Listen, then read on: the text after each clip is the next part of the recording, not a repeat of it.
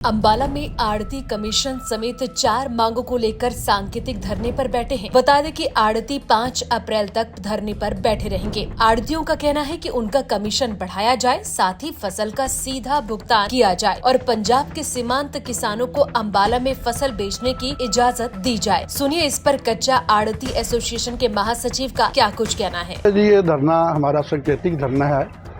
1 अप्रैल से शुरू हुआ है, 5 तारीख तक रहेगा और ये सारी हरियाणा स्टेट में है। इसमें मेन चीज़ जो थी वो यही है कि भी पहले हमारी आड़त 2.5% चला करती थी और काफ़ी सालों से 2.5% थी। चौधरी बंसीलाल के टाइम में 2% से 2.5% हुई थी।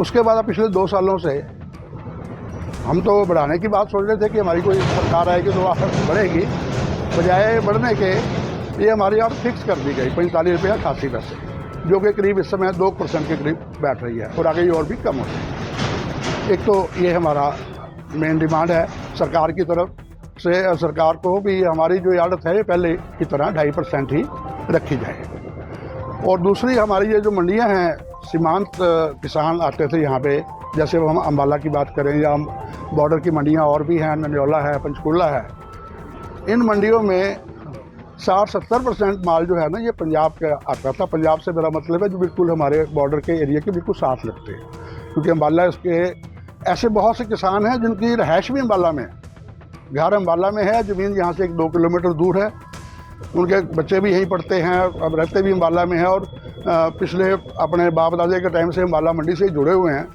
उन किसानों की जो है ना वो फसल अब अम्बाला में नहीं आती, सरकार उन किसानों का माल यहाँ से नहीं लेती, उससे हमारा ये बॉर्डर की मंडियों का तो कारोबार बिल्कुल ही चौपट हो गया। अब आज हमारा जी मंडी में से भी बहुत ही मतलब 30% काम रह गया है, 70% काम जो है ना ये हमारा ख़त्म हो गया है। जबकि पंजाब में भी सरकार की खरीद है, माल FCI को ही जाना है, तो इसमें कोई प्रॉब्लम तो है नहीं।